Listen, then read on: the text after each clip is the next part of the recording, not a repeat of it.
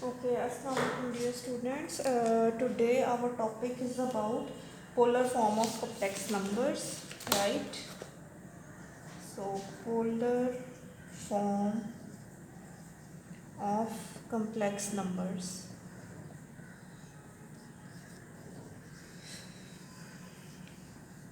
right? So if I say that I have a number x, right? So इसकी polar form है x is equal to r cos theta and अगर y है तो y is equal to r sine of theta. ठीक है, ये हम calculus में भी पढ़ते हैं। इसी तरह जो है अगर मेरे पास कोई कम्प्लेक्स नंबर है z, this is equal to x plus iota y, तो उसकी पोलर फॉर्म्स लिखनी है तो it takes the polar form. इसकी पोलर फॉर्म क्या आ जाएगी? z, this is equal to r cos theta plus iota r sine of theta, right? So z is equal to r cos of theta plus iota sine of theta, right? So this is basically the polar form of a complex number. So इसमें ये जो r है, this r is called the absolute value of the modulus. ठीक है, इसको हम कहते हैं this is the absolute value of the modulus, right? And it is denoted by z mod, right? So हम देखते हैं कि ये z mod basically क्या है।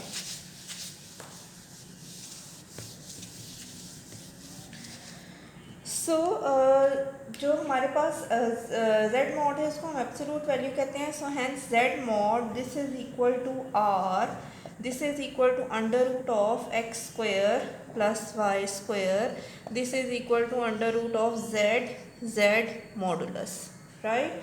Geometrically z modulus is the distance of the point from the origin.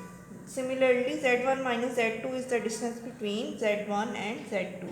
So z modulus is basically distance of point z from origin.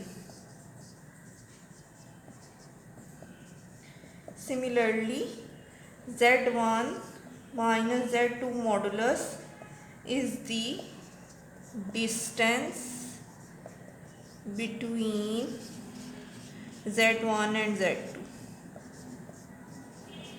right? And फिर हमारे पास क्या है? Theta. Theta is called the argument. ठीक है, जो theta है, theta को हम कहते हैं it is called the argument of z, angle is called the argument of Z.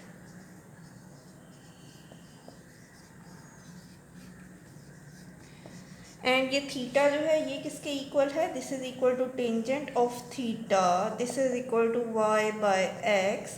सो हमने अगर थीटा फाइंड करना है तो वो आ जाएगा tangent inverse y by x, right? तो इस थीटा को हम कहते हैं argument. All angles are measured in radians and in the counter clockwise direction, क्योंकि काउंटर क्लॉकवाइज में जब भी होगा वो हमारे पास पॉजिटिव एंगल होगा जी। So for z is equal to zero, अगर हमारा z ज़ीरो है, z is equal to zero, the principal value of the argument of z is, तो आर्गूमेंट ऑफ z की वैल्यू क्या हो जाएगी? Minus pi is less than argument of z यानी theta and it is less than equal to pi. So मेरी जो value है वो माइनस पाई से प्लस पाई के दरमियान में वेरी करेगी। ठीक है, सो अगर हमारे पास कोई कम्प्लेक्स नंबर है और उसको मुझे लोकेट करना है ऑन दी एक्सिस, तो वो कैसे करेंगे? ठीक है, so if I have a complex number z, this is equal to x plus iota y, right? And here we have x, here we have y, then z modulus is equal to r and we have the theta which is our positive angle. So इसको हम कहेंगे कि this is the polar form of complex number, right? Similarly, if I have my z1 and I have my Z2. सो हमारे पास क्या आ जाएगा, Z1 modulus, Z2 modulus. So I have Z1 minus Z2 modulus, right? So this is basically distance between two points in complex plane.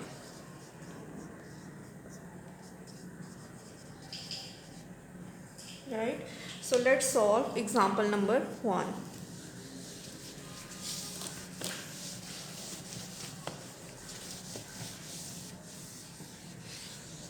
So example number 1 says, if I have Z is equal to 1 plus iota, right, and I have to express it in polar form, तो इसका सबसे पहले Z modulus निकालेंगे. This is equal to x square plus y square. So this is basically equal to under root of 1 का square plus 1 का square, क्योंकि यहाँ पे आर्गूमेंट आयोटा के साथ भी किया है 1. So 1 + 1 is under root of 2. Similarly theta, this is equal to tangent inverse y by x. So y क्या है 1, x क्या है 1. So tangent inverse 1 by 1, this is equal to tangent inverse of 1, so this is equal to pi by 4, right? So z modulus क्या है 2 और theta क्या है 4. तो थीटा या इसको कहने आर्गुमेंट ऑफ z, ठीक है, आर्गुमेंट ऑफ z. तो हमारे पास क्या आ जाएगा,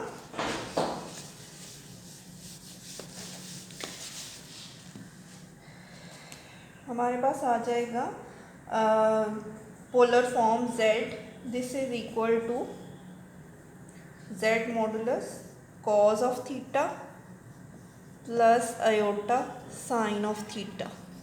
इस z मॉडुलस को r भी कहते हैं, राइट, क्योंकि पीछे r लिखा था ना हमने, तो don't confuse. So z is equal to r under root 2 cos of theta is pi by 4 plus iota sine of pi by 4. So z is equal to under root of 2 जी. ये इसकी polar form है जी. हाँ जी, ये हमारी जो है वो polar form है कि हमारे पास ये उसमें है मैग्नीट्यूड और उसके एंगल के अंदर हमने एक्सप्रेस कर दिया अपने उसको. सो ये जो आर्गूमेंट हमारा आया था, argument of z, this is equal to theta, this is equal to pi by 4. ये सिर्फ पाई बाय 4 पे ये बिहेवियर नहीं होगा, पाई बाय 4 प्लस 2 पाई पे, यानी आफ्टर एवरी 360 डिग्रीज यही एंगल जो है वो हमारे पास, मतलब रोटेशन के बाद भी हमारे पास यही पोलर नंबर आएगा.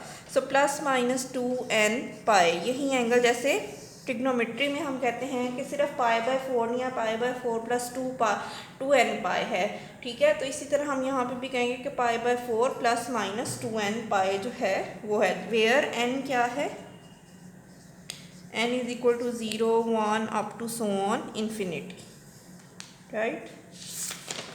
सो I hope it clarifies. Similarly अगर इसका बी पार्ट करना है हमने, हाँ, अगर इसको हमने ड्रॉ करना है कम्प्लेक्स, मतलब कम्प्लेक्स प्लेन के ऊपर, तो हम क्या करेंगे, ये हमारा कम्प्लेक्स प्लेन है, हमारा जो मैग्नीट्यूड है वो है नंबर का 1, z is equal to 1 plus iota का अंडर रूट 2 और एंगल है पाई बाय 4, ठीक है. सो ये हमने इसको एक्सप्रेस भी कर दिया है on a complex plane. Similarly, let's do the example number B. Example number B says I have z is equal to 3 plus 3 under root of 3 iota, right? So z modulus, this is equal to under root of 3 का square plus, अब यहाँ पे क्या है 3 under root of 3, तो 3 under root of 3 का square हमें लेना पड़ेगा.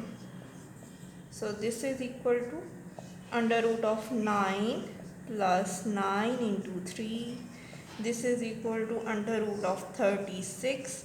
So this is equal to 6. So z modulus is equal to 6. And then we have argument of z. This is equal to theta tangent inverse y by x, right? So this is equal to tangent inverse 3 under root of 3 divided by 3. So this is equal to tangent inverse of under root of 3. So this is equal to pi by 3, right? So I have my angle and I have my r, ठीक है. सो polar form क्या आ जाएगी,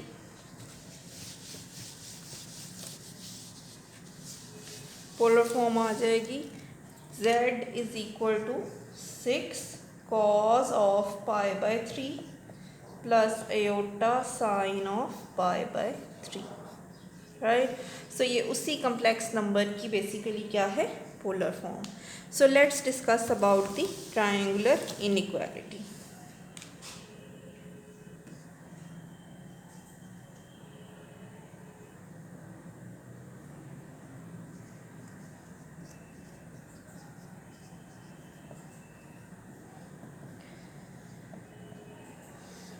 So inequalities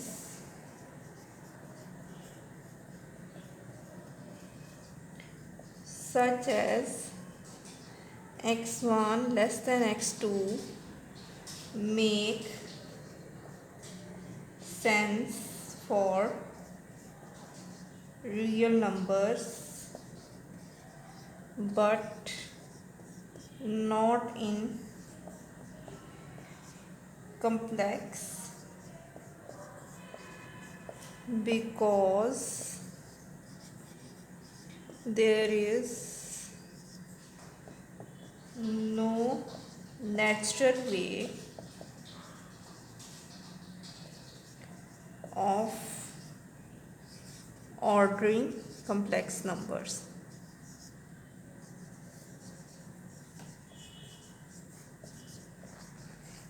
Right? So if I have z1 plus z2,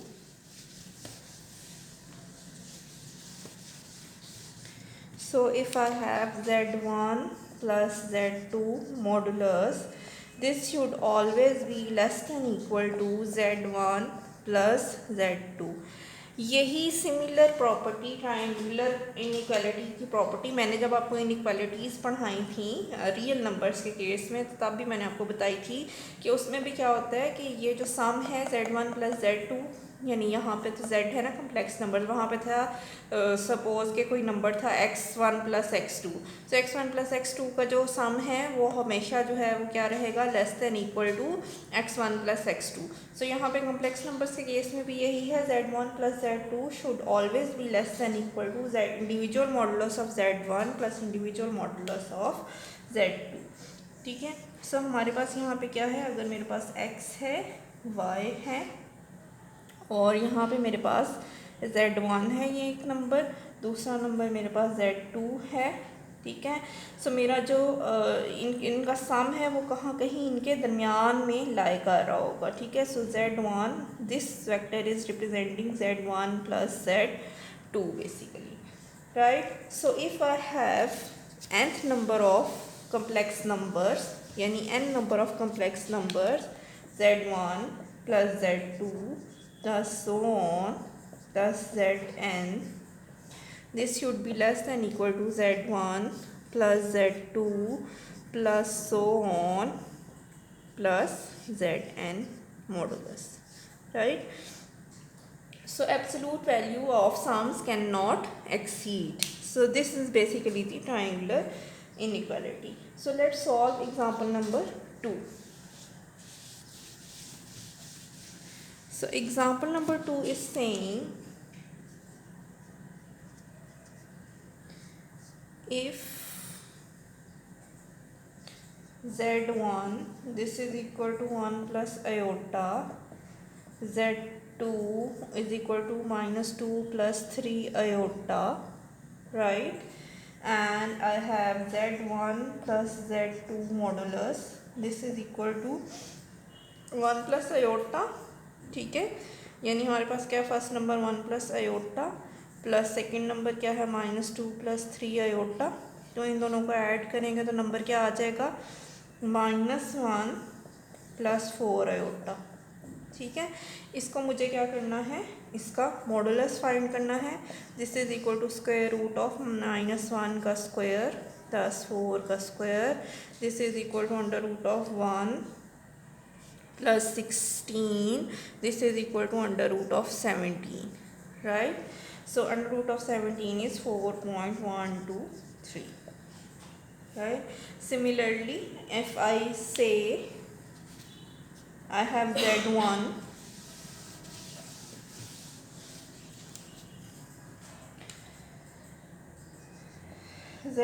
modulus, this is equal to under root of 1 का square plus 1 का square, so this is equal to under root of 2. Similarly z2 modulus, this is equal to under root of -2 का square plus 1 का square, this is equal to under root of 13. So z1 modulus plus z2 modulus, this is equal to 5.020, right. So ये हमारी triangular inequality prove भी हो गई है कि z1 plus z2 का combined modulus it is less than equal to 5.020, यानी वो ग्रेटर था 4.123 से ना, तो ये less than equal to proof हो गया। So let's solve multiplication and division.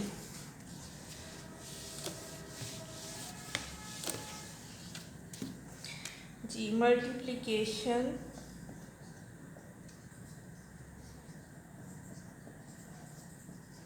and division in polar form.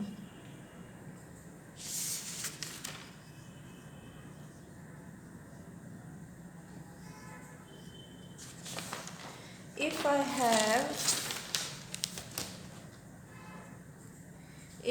have my z1, this is equal to r1 cos theta 1 plus iota sine of theta 1. Similarly z2, this is equal to r2 cos of theta 2 plus iota sine of theta 2. Then multiplication क्या आ जाएगी, z1 multiplied by z2, this is equal to r1 r2, right, cos of theta 1 cos theta 2 minus sin theta 1 sin theta 2, and then plus iota sin theta 1 cos theta 2 plus cos theta 1 sin theta 2. So z1 z2 this is equal to r1 r2, तो हम इसको लिख सकते हैं cos of theta 1 plus theta 2 plus iota sin of theta 1 plus theta 2, right. सो हम इसको ये भी लिख सकते हैं जी। सो अगर हो हमारे पास z1 z2 modulus, this is equal to z1 modulus z2 modulus, तो ये भी हमारे पास हमेशा प्रूव्ड रहेगी चीज़, ठीक है। सो और आर्गुमेंट यानी angle of z1 z2, argument of z1 z2, this is equal to argument of z1 plus argument of z2, right. So ये हमारे रिजल्ट्स हैं। और अगर हमें मल्टीप्लिकेशन करनी है तो ये दो फॉर्मूलाज हैं हमारे पास, ये भी अप्लाई किया जा सकता है और ये वाला फॉर्मूला भी अप्लाई किया जा सकता है। So let's discuss the division.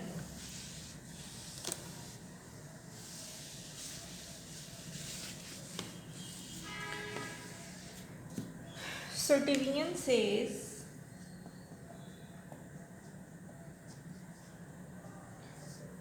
we have z1 this is equal to z1 divided by z2 multiplied by z2, ठीक है. So hence z1 modulus, this is equal to z1 by z2 into z2 modulus, this is equal to z1 by z2 into z2 modulus, ठीक है. इस तरह से भी लिखा जा सकता है. एंड z1 बाई z2 अगर मुझे फाइंड करना है, so this is equal to z1 modulus divided by z2 modulus, right. So अगर हमने इसका फॉर्मूला देखना है, हाँ, अगर आर्गुमेंट देखना है, similarly argument of z1 bye z2 अगर देखना है, ठीक है, यानी angle, so this is equal to argument of z1 minus argument of z2, right. So this is our required answer. So अगर मैंने इसका फॉर्मूला लिखना है z1 डिवाइडेड बाय z2 का, सो वो आ जाएगा z1 divided by z2, this is equal to r1 by r2 cos of theta 1 minus theta 2 plus iota sin of theta 1 minus theta 2, right. So let's solve example number 3.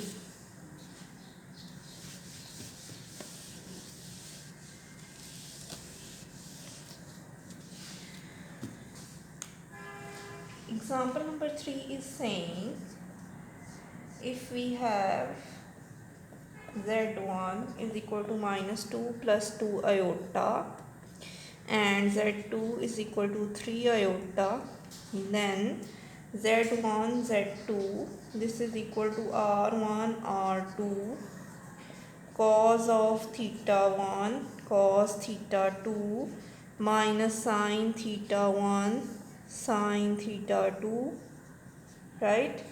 Similarly iota sin theta 1 cos theta 2 plus cos theta 1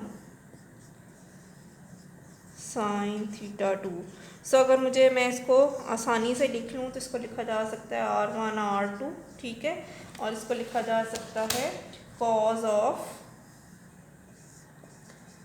theta 1 plus theta 2, ठीक है, क्योंकि ये formula भी है cos alpha cos beta minus sine alpha sine beta, तो इसको लिख सकते हैं cos alpha plus beta plus iota sine of alpha plus beta, right.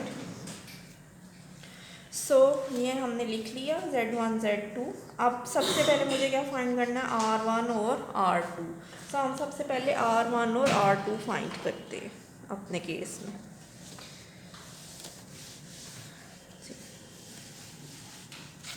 r1 find करना है. r1 किसके इक्वल है, z1 मॉडुलस के. This is equal to under root of z1 क्या था, -2 + 2 आयोटा, -2 + 2 आयोटा, तो x क्या है -2 का स्क्वायर प्लस y क्या है 2 का square. This is equal to 4 + 4, this is equal to under root of 8 and इसको लिख सकते हैं 2 under root of 2, right. Similarly r2 this is equal to z2 modulus, this is equal to under root of 0 का square, यानी z2 क्या था 3 iota ना, तो 3 आयोटा में रियल पार्ट नहीं है, 0 का स्क्वायर प्लस 3 का square, this is equal to under root of 9 and it is 3, right. r1 and r2 हमने कैलकुलेट कर लिया. तो अब हम क्या फाइंड करें, थीटा 1 फाइंड करें, ठीक है. तो वो आ जाएगा tangent inverse y by x. So tangent inverse of y is 2 and x is -2. So tangent inverse of -1, so this is equal to 3π/4. Similarly theta 2 this is equal to tangent inverse y by x. This is equal to tangent inverse 3/0. So this is equal to tangent inverse of infinity. So this is pi by 2. So this angle is pi by 2 theta 2 and theta 1 is 3 pi by 4. तो हम इसको put करें Z1 Z2 formula के अंदर, सो वो आ जाएगा Z1 Z2, ठीक है, और R1 R2 फॉर्मूला है, R1 is 2 under root 2 multiplied by 3, right. And हमारे पास फॉर्मूला क्या था, cos of theta 1 plus theta 2. Theta 1 is 3 pi by 4 plus pi by 2. And दूसरा क्या है, plus iota sine of 3 pi by 4 plus pi by 2, ठीक है. सो अब हम अगर इसके ऊपर अलाइड एंगल्स लगाएं, यह हो जाएगा 6 under root of 2, ठीक है. अगर हम इसके ऊपर अलाइड एंगल्स लगाएंगे तो अलाइड एंगल्स क्या कहते हैं, कॉज ऑफ, मैं इसको लिख लूँ pi by 2 plus 3 pi by 4, ठीक है. यहाँ पे भी इसको मैं लिख लूँ pi by 2 plus 3 pi by 4.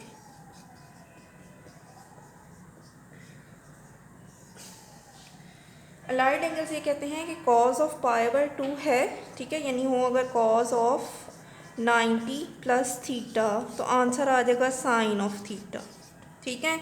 इसी तरह हो साइन ऑफ 90 प्लस थीटा तो आंसर आ जाएगा sine of cos of theta, ठीक है.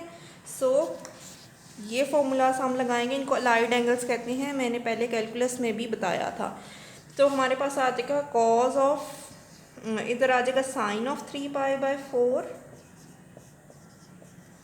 और यहाँ पे आ जाएगा sign cause of 3 pi by 4, ठीक है. सो हमारे पास आ गया 6 under root of 2, sine of 3 pi by 4 is 1 by under root 2, right, और plus iota 1 by under root of 2, ठीक है, सॉरी माइनस है इसके साथ, राइट. सो हमारे पास आ जाएगा अंडर रूट 2 को अगर हम कॉमन ले लें, ठीक है, सो 6 इंटू अंडर रूट 2 जो कॉमन आएगा वो इसके साथ कैंसिल हो जाएगा, अंदर आ जाएगा -1 माइनस आयोटा. सो इसको लिखा जा सकता है -6 iota, right. So this is my required answer. So this is the result of Z1 multiplied by Z2, right. Similarly, let's solve Z1 divided by Z2.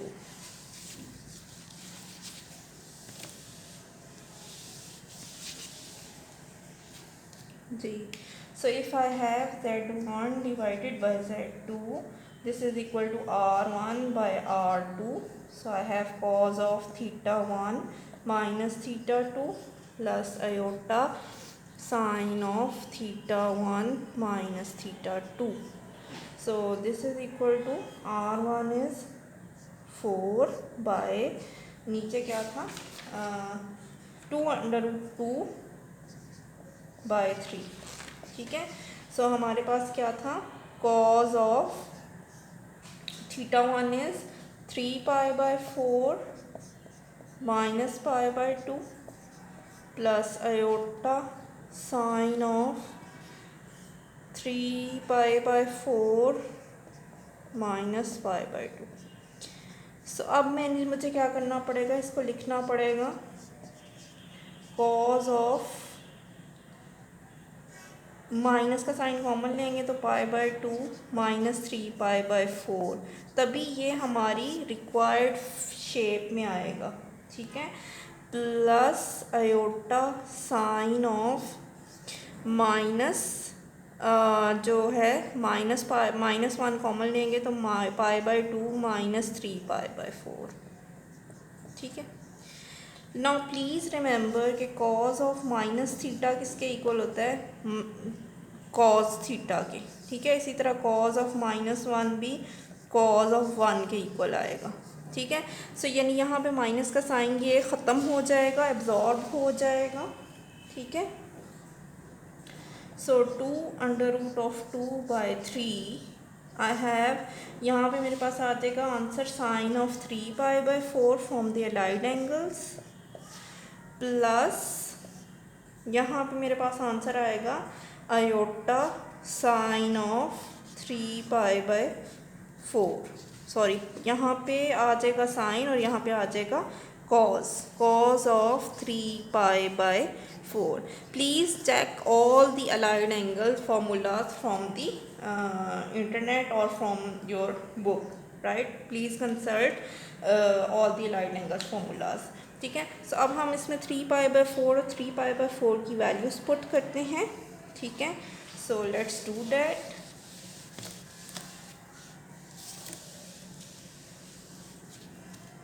सो हमारे पास आ गया 2√2/3 sine of 3π/4 is 1/√2 plus iota 1/√2.